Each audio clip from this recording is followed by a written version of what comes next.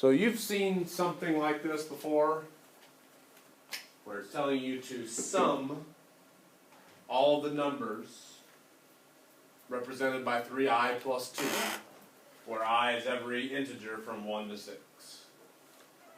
You've done this with infinite series, or finite series, geometric,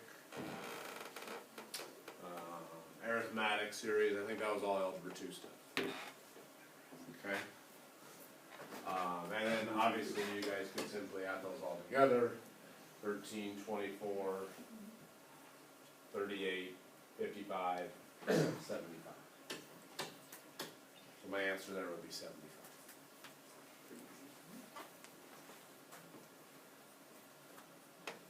So that's sigma notation or summation notation. Do you leave it like that? Okay.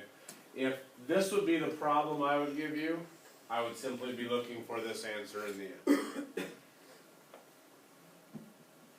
The other way that you might have to do something is I might give you this right here, and you have to write sigma notation, which can be a little trickier. I can't be negative, right? Well, it could be, I suppose, but most of the time you want to start with an I value of 1. Okay. So, for example, if I would have, well, I'll even do this. This is actually going to be easier than what you think. I could say, write the sigma notation for that series of numbers. Okay? I plus 2 by 7. It would just be x over 7. Well, See that? You would be, there's a lot of different ways. I would go 3. Marshall, what did you say? I plus 2 divided by 7. I plus 2 over 7. As I goes from what?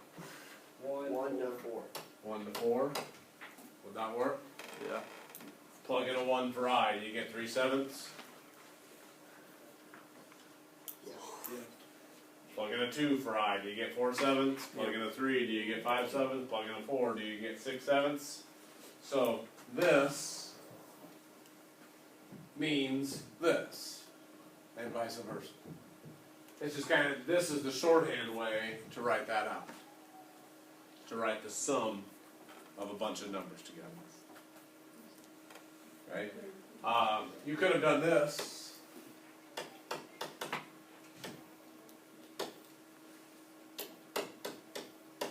You could have even done it that way.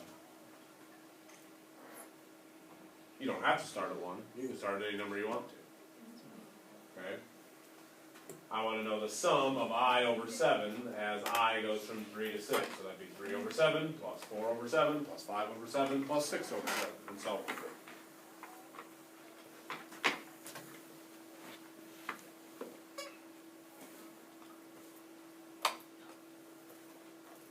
So you kind of understand how sigma notation works here a little bit? A little refresher. Okay. There's a few properties that I want you to know.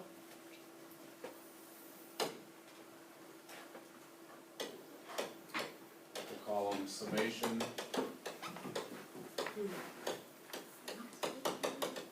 properties.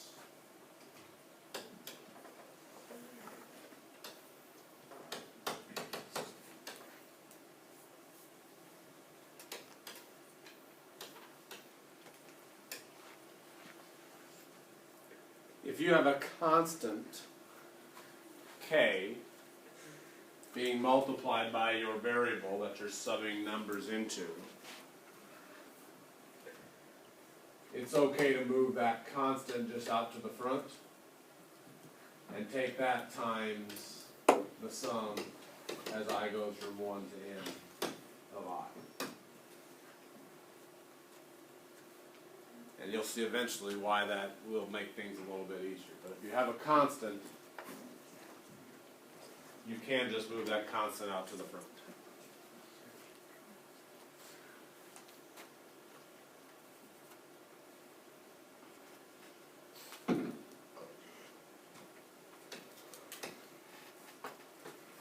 One other property that you'll use.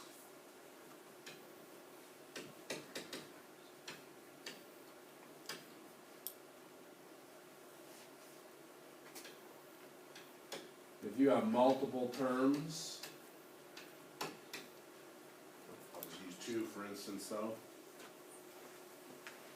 If I want you to sum these kind of 2 different terms that both have an I variable in them,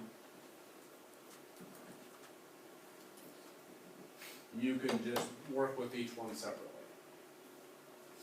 So you can find the sum as I goes from 1 to n of a sub I, plus or minus the sum as I goes from 1 to n of whatever the second function is as well. Yeah. So could we use the first property with the second property too? Yep, So pull out absolutely. coefficients? Mm-hmm.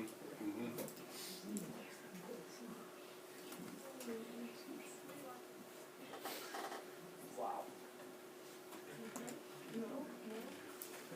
Having a super great time drawing that.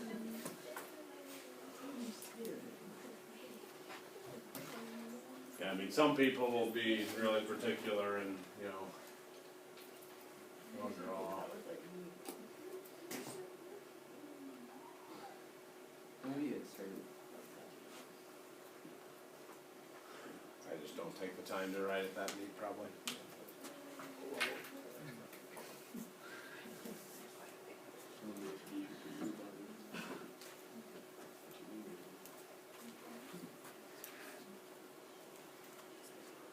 Then I also have 3 formulas that you'll want to know and be able to use.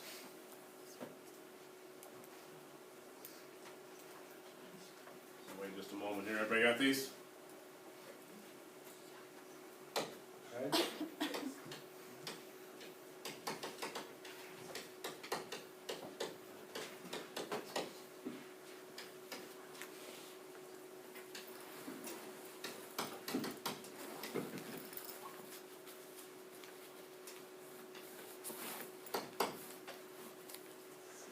C again is just some constant. Let's say it's the number 5. Okay? What would you get if you had to add together 5 as I goes from 1 to n?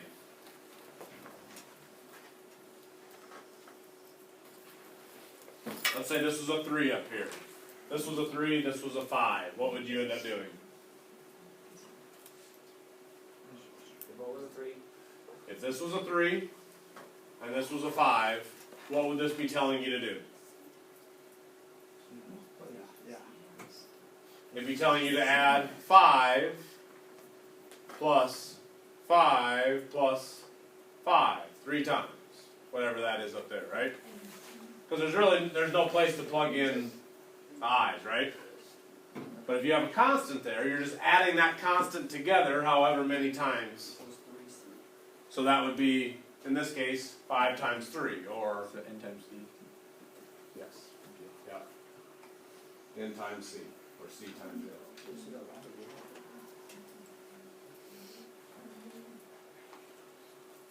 You would just be adding this constant n times. Alright?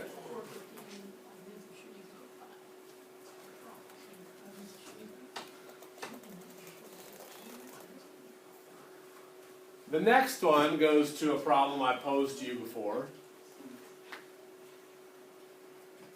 I have asked you to quickly add up the first 100 integers. 1 plus 2 plus 3 plus 4 plus 5 plus da da da da all the way to 100. Okay? And not typing it all out. Okay? You found a shortcut to do it. Anybody remember? Is that on the calculator somewhere? I mean, you might use the calculator to do the final calculation, but there's a little bit of a shortcut. Is it like 99 plus 1? That's along those lines, yeah. Is this that NCR stuff? Yes. It was really close. It wasn't that NCR stuff, but we were doing it around that time. What? You're close. Oh, it would be 100 times Exclamation 50 or point. whatever it was. No. So in other words, you know, I think it was. I'm adding I. 2 plus 98. Yeah. 3 plus 9. I'm adding I to itself as I goes from 1 to 100 in this case. So I equals 1, I equals 2, 3. So 1 plus 2 plus 3 plus 4 plus 5 plus all the way to 100. Okay. In that instance, here's the shortcut from 1 to 100. What's 1 plus 100? 101. What's 2 plus 99? 101. What's 3 plus 98? 101. All these things add together to make 101, right? How many sets of 101 will there be?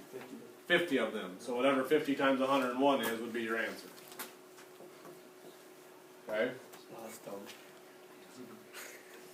So it was kind of the shortcut. But what you can essentially do is use this formula right here.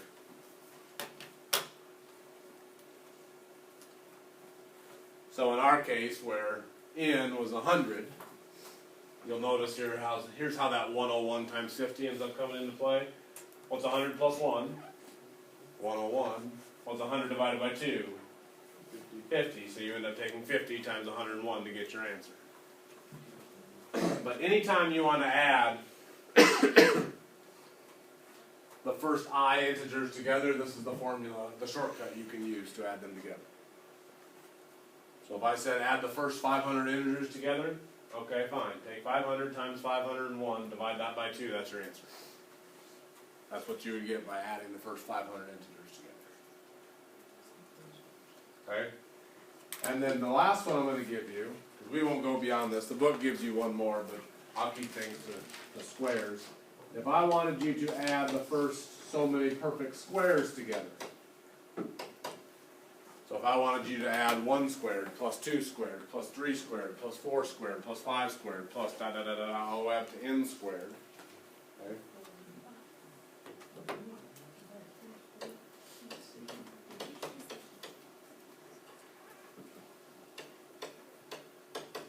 I won't go through the proof of this. I can look it up.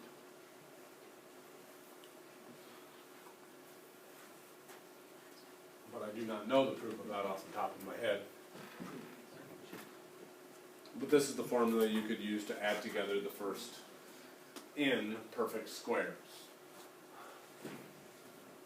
Wait, so we have to memorize this one? You'll want to know these, yes. Yep. Yep.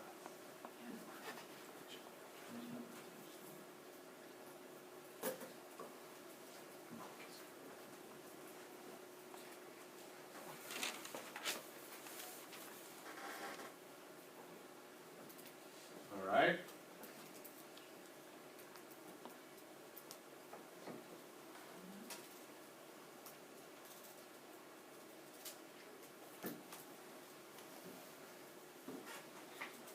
You got those?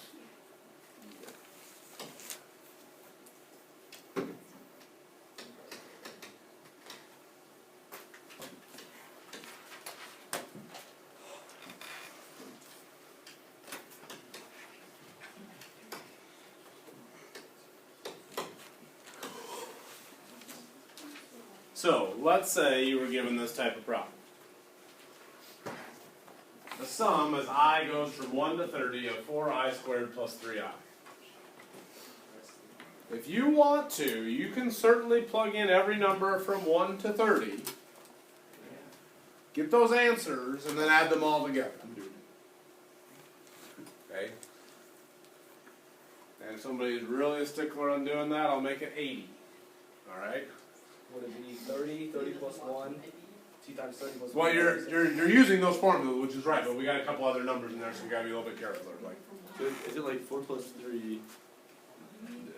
So it's like 4 plus 3 times I or times 30 I equals 1. I squared plus I. I guess would it be that? Wait. so, Oh no, you can do that. Never mind. Can you just so bring first of all, let's use our properties I just gave you, and let's separate it into 2 different formulas. Oh, okay. and bring the coefficient? And then bring the numbers out to the front. Okay. So really I have 4 times the sum of I squared as I goes from 1 to 30. plus 3 times the sum as I goes from 1 to 30 of just I. All I did there was use the properties that I gave you here a little bit earlier.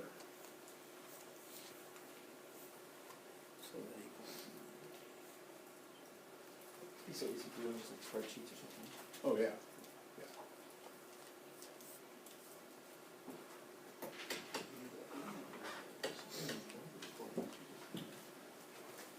So the sum of the first 30 perfect squares, if you look back, the sum of the first 30 perfect squares would be 30 times 30 plus 1 times 2 times 30 plus 1 all over 6. Okay? So 4 times 30 times 30 plus 1, 2 times 30 plus 1, all over 6. And then plus 3 times, what's the sum of the first 30 integers? Look back at your formulas I just gave you.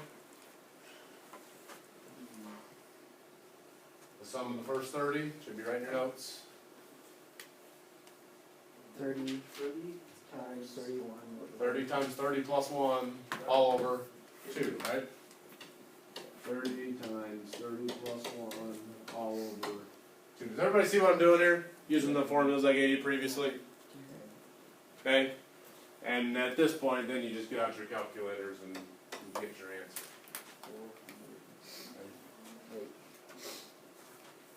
So 30 times, actually no, I'm going to do, that's 61, that's 31. So 61 times 31 times 5 times 4. 61 times 31 times, that would be 5, and then times 4. 37,820. That's for this part Yeah. only? Yeah. Okay? Yeah, that's what I got too. 37,820 plus 1,395. 1,395. Seems reasonable. 30 times 31. So then 39,000. 930, have a 930 is 400, no, 30 times 31, Yeah, that's 930. 930 divided by 2 is 465. 465. Times 3 is 1,395. Yep. So then final answer, 39,215. 39,215.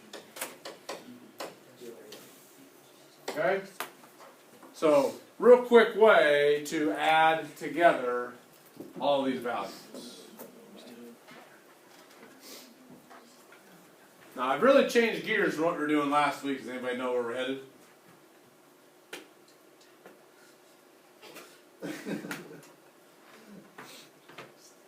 What did we do last week? Anti-derivatives. Area. Area of what? Under a curve. Under a curve. Bunch of rectangles, right? So now we're going to do the backwards version. How are we going to get to be more and more and more and more accurate? Smaller intervals, which would mean more rectangles, a whole bunch of them, an infinite number of them, right? So we're going to be adding together an infinite number of numbers to get this area under the curve. That's where we're headed. That's where we're headed, but I'm refreshing you on summation notation here first. Is it, are we testing? Okay? Oh no, we got a ways to go. Alright. So, go to page, for starters, I think I've scarred you too much yet. Go to page 267. Go to page 267. Pretty skillful. No way. 269.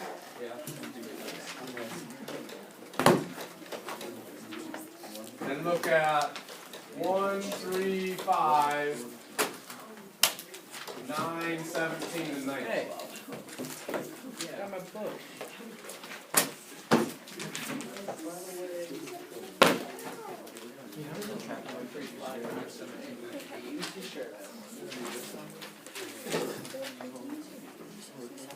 Now, these are fairly simple. They're going to get more difficult, but I wanted to give you confidence here right from the get-go.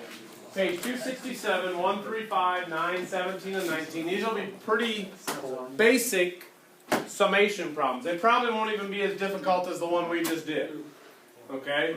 I want to kind of get your confidence up, get yourselves used to using summation here, and then we'll build on it as we go, and eventually we'll know how to add together an infinite number of rectangles, the areas of them, to figure out the exact area under the curve.